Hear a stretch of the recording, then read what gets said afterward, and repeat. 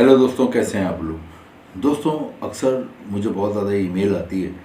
बहुत ज़्यादा लोगों के क्वेश्चन आते हैं कि हमें कोई ऐसा मुल्क बता दें दुनिया का जो कि बहुत ही डेवलप हो, बहुत ही तरक्की याफ्ता हो और वहाँ पे जाने के लिए हमें वीज़ा लेने की ज़रूरत ही ना हो। अक्सर लोग ये पूछते हैं कि हमें ऐसा मुल्क बताएं कि जहाँ पे जाने के लिए हमें एम्बेसी के चक्कर लगाने की ज़रूरत ना हो, एम्बेसी की ख्वारी करने की ज़रूरत ना हो और हमें बग़ैर वीज़े के ही उस मुल्क में हमें पहुँच जाएँ।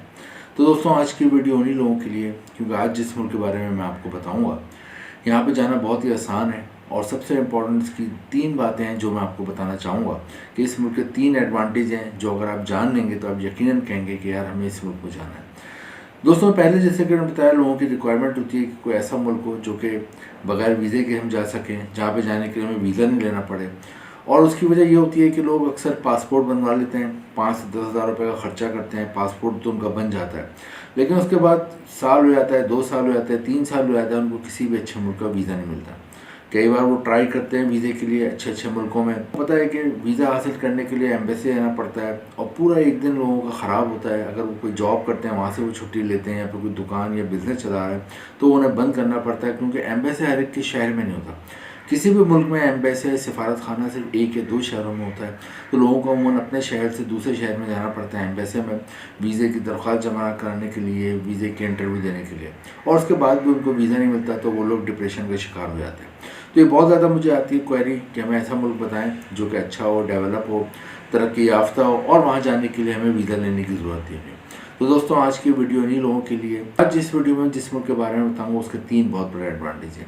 एक तो पहला एडवांटेज यही है कि यहाँ पे जाने के लिए आपको वीज़ा लेने की ज़रूरत नहीं है, एम्बेसी के चक्कर लगाने की ज़रूरत नहीं है, एम्बेसी की लंबी लंबी लाइनों में लगने की ज़रूरत नहीं है। दूसरा एडवांटेज इस मुल्क का ये है दोस्तों कि यहाँ पे अगर आप जाते हैं तो यहाँ पर आपको 6 महीने के अंदर अंदर नेशनलिटी और शहरियत मिल जाती है इस मुल्क की। जी दोस्तों, ये बहुत बड़ा एडवांटेज है, वरना अक्सर जो दुनिया के मुल्क हैं वो तकरीबन 5 से 10 साल रहने के बाद नेशनलिटी और शहरियत देते हैं, लेकिन यहाँ पर आपको एडवांटेज ये होता है कि आपको 6 महीने में नेशनलिटी और शहरियत मिल जाती है। वो कैसे मिलती है मैं आपको आगे बताऊंगा। उसके 3 तरीके हैं। 3 तरीकों में से कोई एक तरीका अगर आप इस्तेमाल करेंगे तो आपको नेशनलिटी और शहरियत 6 महीने में मिल जाएगी, और तीनों तरीके मैं आगे आपको वीडियो में बताऊँगा। लेकिन ये बहुत बड़ा एडवांटेज है कि 6 महीने में किसी मुल्क की शहरियत और नेशनलिटी हासिल करना। शहरियत और नेशनलिटी मिलना ही बड़ी बात नहीं है, बल्कि इससे भी बड़ा एडवांटेज ये होता है कि अगर आपको इस मुल्क की शहरियत और नेशनलिटी मिल जाती है तो फिर आप दुनिया के 65 कंट्रीज़ में, 65 मुल्कों में बगैर वीज़े के जा सकते हैं अगर आपको इस मुल्क की नेशनलिटी शहरियत मिल जाए। और वो मुल्क भी छोटे नहीं हैं, उन मुल्कों में बड़े बड़े नाम आते हैं। उनमें सिंगापुर आता है, उनमें हांगकॉन्ग आता है, मलेशिया आता है और यूरोप की बहुत सारी कंट्रीज़ आती हैं, रशिया आता है, कि जहाँ पर फिर आप बगैर वीज़े के जा सकते हैं अगर आपको इस मुल्क की शहरियत मिल जाए।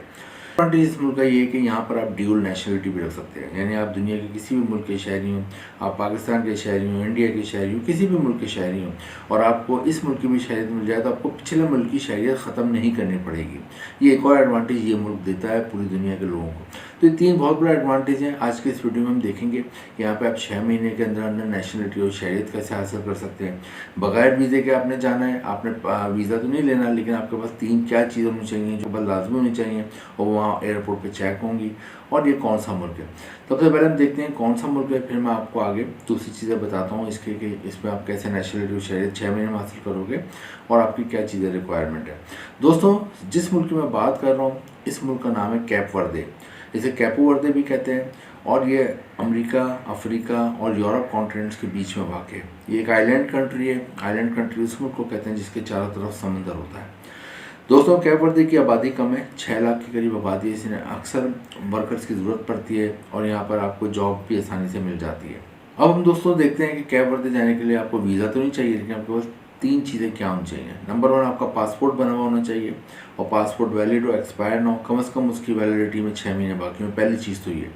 नंबर 2 पे आपने ऑनलाइन एयर टिकट की बुकिंग करानी है। नंबर 3 पे आपने होटल की बुकिंग करानी है, और नंबर 4 पे आपके पास एक इन्विटेशन लेटर होना चाहिए कैप वर्दे से। अब आप सोचेंगे यार ये इन्विटेशन लेटर कहाँ से आएगा, मेरा तो कोई रिश्तेदार भी नहीं रहता वहाँ पे कोई दोस्त भी नहीं रहता, कोई जानने वाला भी नहीं रहता। तो इन्विटेशन लेटर जो अमूमन होता है वो वहाँ के जिस होटल में आप ऑनलाइन बुकिंग कराते हैं वो 4-5 हज़ार रुपये ऊपर लेते हैं, और वो फिर आपको इन्विटेशन लेटर भी दे देते हैं कि आप उन्हें बताते हैं कि मैं यहाँ पे आ रहा हूँ कैप वर्दे, और उनके होटल की बुकिंग कराते हैं तो वो आपको इन्विटेशन लेटर देते हैं, 4-5 हज़ार रुपये ऊपर लेते हैं। तो ये 4 चीज़ें होती हैं। आप कैप वर्दे एयरपोर्ट पर पहुँचते हो, चारों चीज़ें चेक होती हैं, उसके बाद आपको वहाँ पर 3 से 6 महीने की एंट्री मिल जाती है। अब जो समझदार लोग होते हैं वो कोशिश करते हैं कि कैब वर्दे में जाके जल्द से जल्द वहाँ पे नेशनलिटी और शहरियत हासिल करें।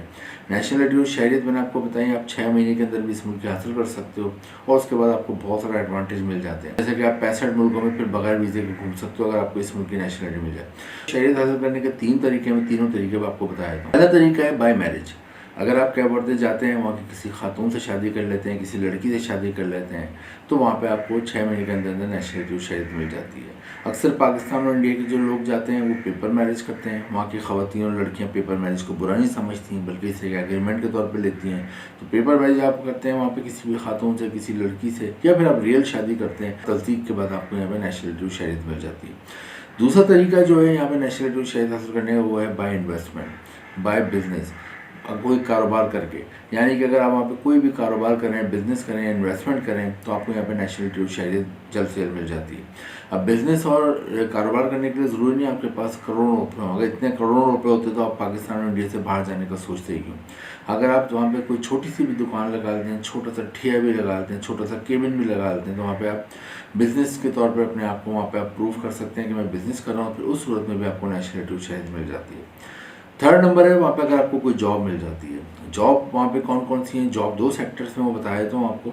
एक तो होटल और रेस्टोरेंट इंडस्ट्री में, क्योंकि टूरिस्ट साल भर आते हैं, तो होटल रेस्टोरेंट में हर तरह की जॉब होती है। अगर आप पढ़े लिखे होते हो तो आपको मैनेजर की, एडमिनिस्ट्रेटर की जॉब मिल जाती है। और अगर आप पढ़े लिखे नहीं हो तो फिर आप वेटर की जॉब कर लेते हो, हाउस कीपिंग की जॉब कर लेते हो, रूम सर्विस की जॉब कर लेते हो, वहाँ पे लॉन्ड्री की जॉब कर लेते हो, किचन में जॉब कर लेते हो, और भी जो होटल की छोटी मोटी जॉब है वो आप कर सकते हैं। नंबर पे कंस्ट्रक्शन के मैदान में जॉब है। अगर आपको कोई भी तामीरात से मतलब तालीम है, सिविल इंजीनियरिंग, आर्किटेक्चर है, तो आपको अच्छी जॉब मिल जाती है। फिर आपको कोई हुनर आता है प्लम्बर का, वेल्डिंग का, कलर करने का, इलेक्ट्रिशियन का, या फिर आपको कोई भी इस तरह के कंस्ट्रक्शन वाले काम आता है, कलर करने का, वॉलपेपर लगाने का, तो आपको जॉब मिल जाती है।